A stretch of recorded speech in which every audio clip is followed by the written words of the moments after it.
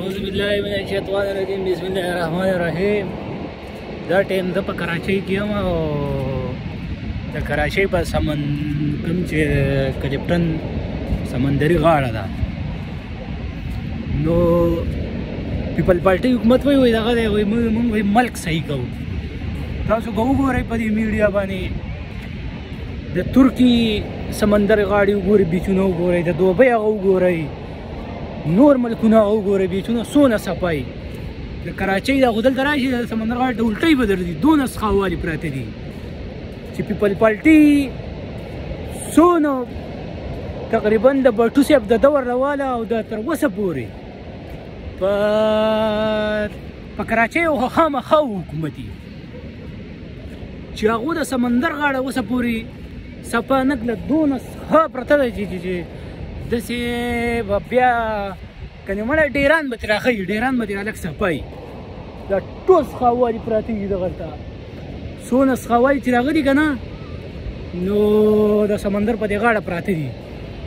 او دا مونږ ته وایي دغه دی وایي مونږ به دغه کوو، دا وایي مونږ به د ملک صحیح کوو.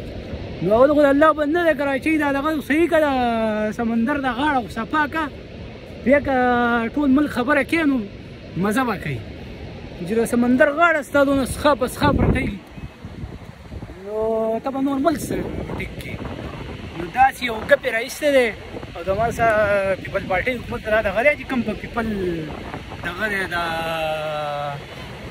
سن کې حکومت دی نو هغې لا پکار دي چې یاره دغه وکړي د سمندر د غاړه چې ده دا ټوله انتهایي د ډېر صفایي وکړي نو د دې به بیا به خلک ډېر زیات راځي. لکه نه دلته خو ډېر زیات څښاوالي خلکو له الټۍ ورځي، ډېر ګند بلا پروت دی او دغه پروت دی. دلته خو تاسو وګورئ ډېر زیات خلک هم راغلی دی.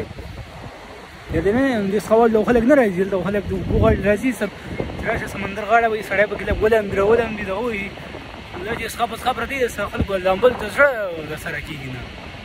نو د پیپل پارټۍ حکومت ته دا دغه دی چې اول خو دغه صفا کړه سمندر د غاړه، بیا د ټول ملک خبره کوه چې یاره ټول ملک پته ده کومه چې کوم سمندر غاړه نه یې صفا کول هغه د یوه صوبه کې دغه دی نو ملک به څنګه صفا کړي.